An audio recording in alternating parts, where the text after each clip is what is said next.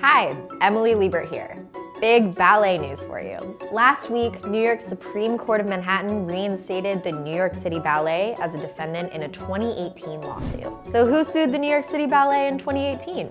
Alexandra Waterbury, a former student of the company's academy, took the ballet to court claiming they failed to protect her after one of their principal dancers recorded and shared intimate footage and photos of her without her knowledge or consent. Additionally, in response to some of the lewd images, a junior member of the New York City Ballet board said, "I bet we could tie some of them up and abuse them like farm animals." The New York City Ballet was quick to say it bears no responsibility in this matter and still even employs one of the men involved. So why did the court initially throw out the case? Incredible question. A judge initially found that just because the photo sharing and lewd language happened under the watch of the New York City Ballet didn't mean it was the company's fault. The judge also didn't think the company could have predicted such misogynistic behavior from its employees.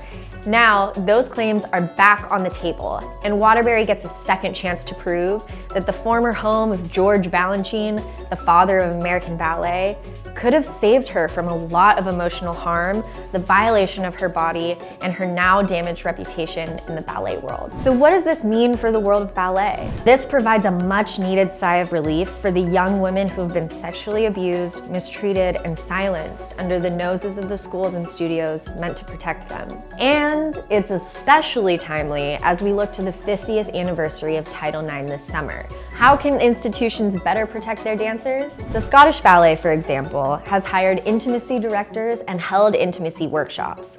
That sort of accountability for the physical relationships they're choreographing makes for a more welcoming environment to all dancers and for women in particular.